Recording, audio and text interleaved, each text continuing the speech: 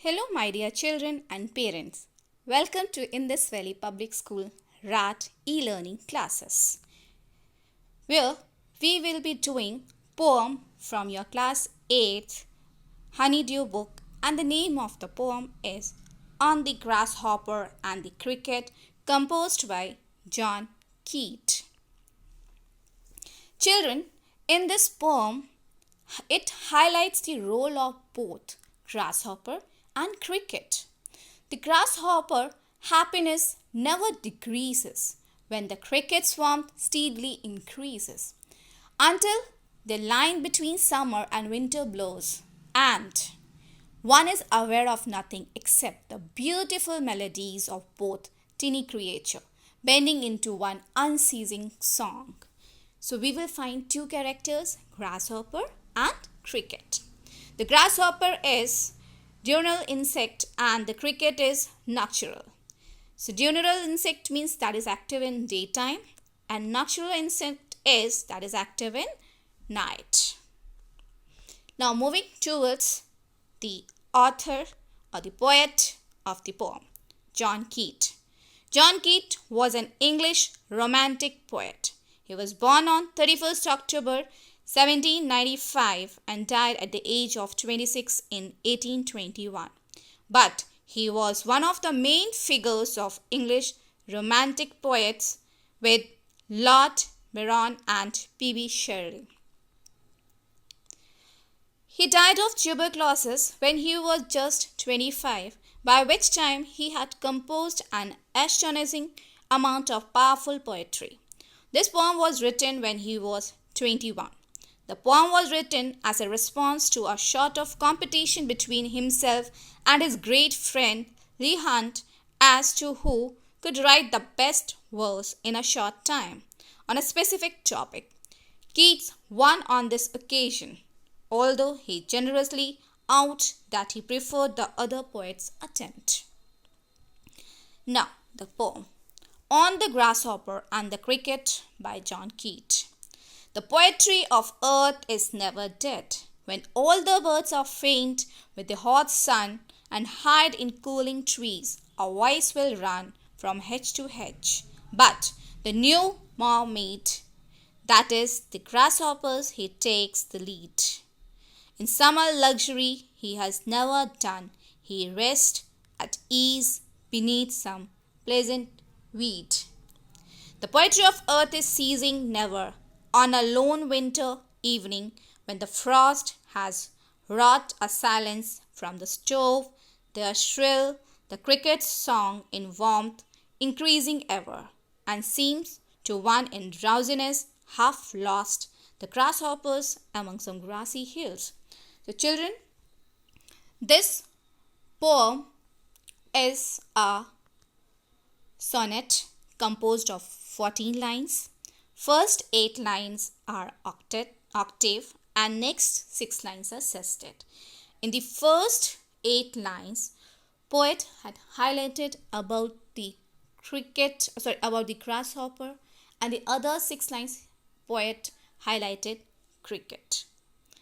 Okay, so here he is trying to explain in the poem that whatever the situation is there in the life, the song, the poetry of the earth must go on. For example, if you are having any kind of difficult situation, then also you have to fight for that. You should not stop. You should not say no to your life, no to the fighting of your life. You have to fight against the tough situation and won the situation. This is the message that we are going to learn in this poem. So now coming to the first stanza of the sonnet, that is known as octave. So the octave, first stanza. The poetry of earth is never dead. When all the birds are faint with the hot sun and hide in cooling trees, a voice will run from hedge to hedge about the new mown meat. That is the grasshoppers, he takes the lead. In summer luxury he has never done, with his delight, for when tired out with fun, He rests at ease beneath some pleasant weed. So in this stanza, celebrates the earth in all its form.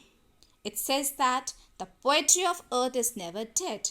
The earth provides poetry in the form of the songs of the bird or the calls of the beast. So here the poetry means the voices that are continuing on the earth. Okay, whether it's a morning time or the evening time, you will be able to hear some sounds that is going continuously on the earth. Okay. However, when the summer sun is too hot and strong, the birds find it difficult to keep up their routine. They find shelter from the scorching heat in trees that provide ample shade and hence are cooling. But the grasshopper doesn't cease its song. Its voice runs throughout the freshly mown meadows. What do you mean a meadow? Meadow is a grassland.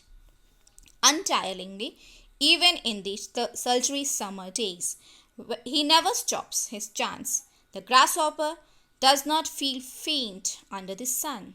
For him, even the summer is a time for joy. Hence, when he has had his fill of fun, he finds comfort under some weeds or long grass stalks. Okay, so this is how we enjoy the summers and keep the poetry, keep the sound, keep the voice running in summer. Now coming to the other 6th line, that is says that the poetry of earth is ceasing never.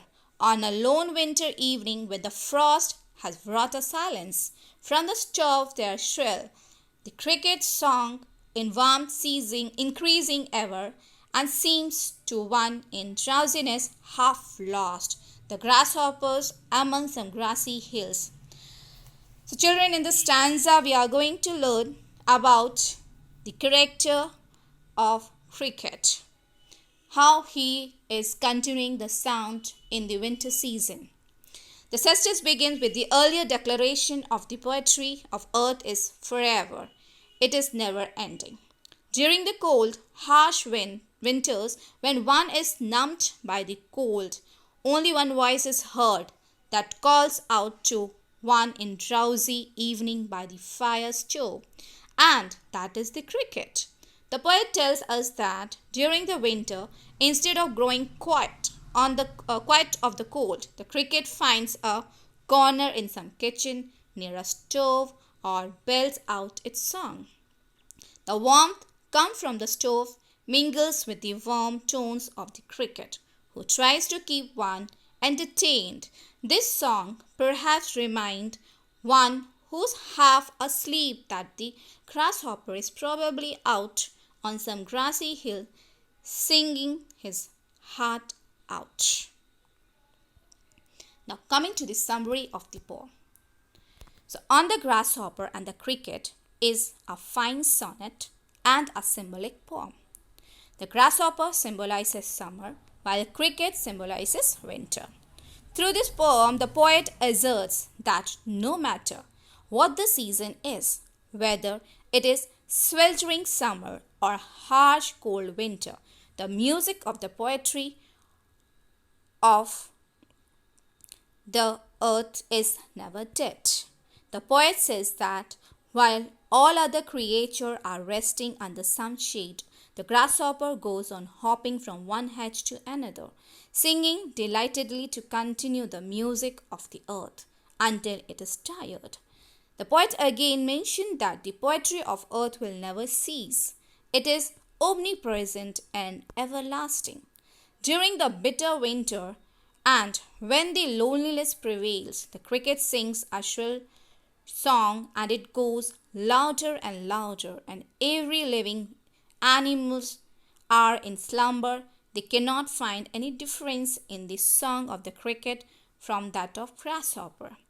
Keats conveyed that even though the singers are different, the tunes created all the expressions of love and happiness. Literary devices. Children, I have given only 3 devices. Alliteration I have not mentioned out. You will find by yourself. Okay. So I have given only 3. That is imaginary. The poetry of earth. This is an instance of imaginary. So the earth is made up of various sounds. The calls of the birds and beasts, the buzz of insects. These sounds are the voice of the earth, and this voice is represented as the poetry of the earth. So it is an imaginary literary device. Then personification.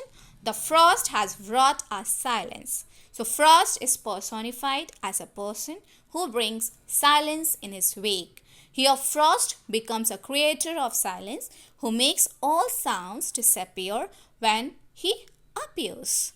Okay. Now rhyme scheme, octave. So first stanza where it is 8 lines. So has 2 quatrains, means 4 lines. It has 4 lines breakup and having the rhyme scheme A, B, B, A. And then sestet, net 6 lines. It is made up of 2 tercets having rhyme schemes C, D. Okay. Now coming towards the message that we got from the poem. The poem is close to Keats' heart. He believed in the immortality of poetry, beauty and endurance of life.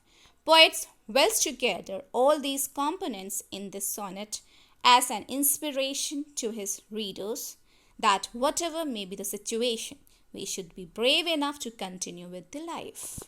So children, here I end with the poem explanation and the summary. Please go through the explanation. Any doubt to call me up. Thank you so much. Take care and bye-bye.